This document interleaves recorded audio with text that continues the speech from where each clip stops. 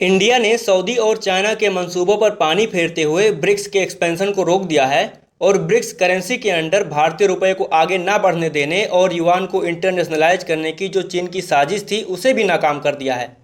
दोस्तों, ब्रिक्स वो वृक्ष रूपी संगठन है जिसे पाल पोस कर बड़ा करने वाला भारत है और अब चाइना उस पर हक जमाना चाहता है, उसे हड़पना चाहता है। वो उसे G7 देशों के पैरेलल एक संगठन के रूप में विकसित करना चाहता है जहां सिर्फ चीन के ही हक की बात हो। नमस्कार दोस्तों, मेरा नाम है अरविंद कुमार पांडे और आज हम इस वीडियो में जानेंगे कि मोदी जी साउथ अफ्रीका में होने वाले ब्रिक्स समिट में जाने से क्यों मना कर दिए हैं और इंडिया के इस डिसीजन से किस प्रकार चीन और सऊदी में खलबली मची हुई है। सऊदी भारत का दोस्त होते हुए भी चीन का साथ क्यों दे रहा है और ब्रिक्स को एंटी इंडिया प्रोपेगेंडा के लिए चीन कैसे यूज करना चाहता है। तो चलिए सबसे पहले देखते हैं एग्जैक्टली हो क्या रहा है। तो भारतीय प्रधानमंत्री मोदी जी ने साउथ अफ्रीका में होने वाली ब्रिक्स समिट में इन पर्सन जाने से मना कर दिया है। अब वो वर्चुअली इस समिट को अटेंड करेंगे। इससे पहले व्लादिमीर पुतिन ने भी इस समिट को अटेंड करने से मना कर दिया था। अब जब भारत ने भी ऐसा डिसीजन ले लिया है तो चीन से लेकर सऊदी तक में खलबली मची हुई है। लेकिन बड़े बड़े मंचों से ब्रिक्स को प्रमोट करने वाले पीएम मोदी खुद ब्रिक्स से किनारा क्यों कर रहे हैं? तो इसका एकमात्र रीजन है चीन और सऊदी के मंसूबों पर पानी फेरने के लिए। अब आप सोच रहे होंगे कि सऊदी तो भारत का दोस्त है, वो भारत के साथ कल्चरल और सिविलाइजेशन वैल्यूज़ की बात करता है, भाईचारे की बात करता है, तो चीन के साथ कैसे जा सकता है? तो देखिए, इसे समझने के लिए हमें थोड़ा फ्लैशबैक में जाना पड़ेगा। जब अमेरिका में राष्ट्रपति का चुनाव हो रहा था और जो बाइडेन प्रेसिडेंट कैंडिडेट थे, तभी सऊदी प्रिंस मोहम्मद बिन सलमान पर एक जर्नलिस्ट जमाल खशोगी के मर्डर का आरोप लगा था। तो जो बाइडेन ने अमेरिकी जनता से प्रॉमिस किया था कि अगर वो प्रेसिडेंट बनते हैं तो वो प्रिंस सलमान के खिलाफ एक्शन लेंगे। इसीलिए जो बाइडेन के प्रेसिडेंट बनने के बाद सऊदी और यूएस के रिलेशन बहुत ज़्यादा खराब हो गए। इसके बाद रसिया यूक्रेन वार के समय भी सऊदी ने यूएस की नहीं सुनी। यूएस चाहता था कि सऊदी ऑयल सप्लाई बढ़ा दे जिससे यूरोप की रशियन ऑयल पर डिपेंडेंसी कम हो जाए और ऑयल प्राइसेस गिर जाएं जिससे रसिया वार को फंड ना कर पाए। लेकिन सऊदी प्रिंस ने अपनी पॉलिसी चेंज करने से मना कर दिया और कहा कि हम अपनी पॉलिसी अपनी हित के लिए बनाते हैं, यूएस के लिए नहीं। इसी के चलते ऐसी न्यूज आने लगी कि सऊदी प्रिंस ने धमकी दी है कि वो अपने क्रूड ऑयल को डॉलर में बेचना ही बंद कर देंगे और बाकी ओपेक कंट्रीज से भी कह देंगे कि वो भी डॉलर का यूज ना करें, जिससे यूएस की डेमोक्रेसी अपनी घुटनों पे आ जाएगी। दोस्तों, प्रिंस सलमान की इसी धमकी से यूएस सऊदी के रिश्ते बहुत ज़्यादा खराब हो गए। लेकिन सऊदी अरेबिया एकदम अकेला पड़ गया, उसे पॉलिटिकली सपोर्ट करने वाला कोई नहीं था। इसीलिए पॉलिटिकल सपोर्ट और यूएस से प्रोटेक्शन पाने के लिए प्रिंस सलमान चाइना की गोद में जा बैठे।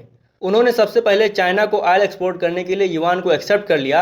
इसके बाद चाइना और सऊदी के डिफेंस कॉपरेशन की भी बात होने लगी। चाइना सऊदी और ईरान के बीच मीडिएटर का काम करने लगा। वो अचानक से इस खाड़ी रीजन में अपना दबदबा बनाने लगा। इधर भारत ने भी सऊदी से इंडियन रुपए में ऑयल परचेज करने की बात करी थी, लेकिन सऊदी ने इस डील से मना कर दिया। फिर हमें सेम डील करनी पड़ी यूएई के साथ। अब दोस्तों, इन सब घटनाओं से पता चलता है कि इंडिया सऊदी के रिलेशन अपनी जगह ठीक हैं, लेकिन कहीं ना कहीं सऊदी की भी मजबूरी है क्योंकि उसे चाइना का सपोर्ट चाहिए यूएस के अगेंस्ट। इसीलिए सऊदी पाकिस्तान के ग्वादर में पाकिस्तान की लार्जेस्ट ऑयल रिफाइनरी बनाने के लिए $10 बिलियन की इन्वेस्ट करने की बात कर रहा है और ये इन्वेस्टमेंट होगी CPEC यानी चाइना पाकिस्तान इकोनॉमिक कॉरिडोर के अंडर। यानी सऊदी अब चाइना की स्ट्रेटेजिक हेल्प कर रहा है जो इंडिया के अगेंस्ट है। यानी सऊदी ने अपना साइड चुन लिया है, वो है चाइना। इसीलिए इंडिया सऊदी से ऑयल इंपोर्ट घटा रहा है और सऊदी का अल्टरनेटिव बन रहा है यूएई और इराक।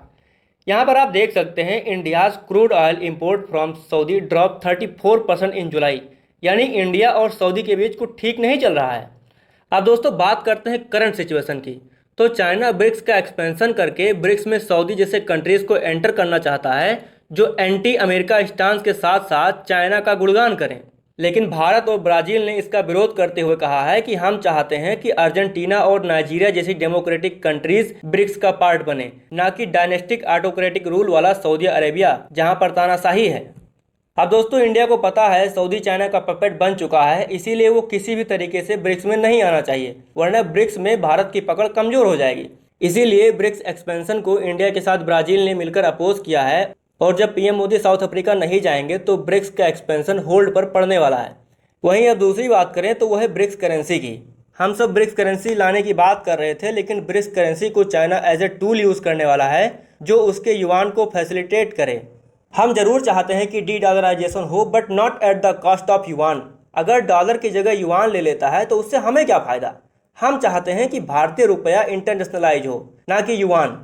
तो इसलिए भी पीएम मोदी इन पर्सन नहीं जा रहे हैं, जिससे इन सब चीज़ों को टालना ज़्यादा आसान होगा।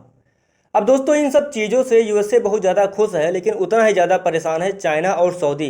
लेकिन दोस्तों इस समय इंडिया एकदम फ्रंट फुट पर खेल रहा है एक साथ सऊदी और चाइना के खिलाफ, क्योंकि युआन को इंटरनेशनलाइज होने से हम रोक रहे हैं और ये इंडिया के इंटरेस्ट को फुलफिल कर रहा है।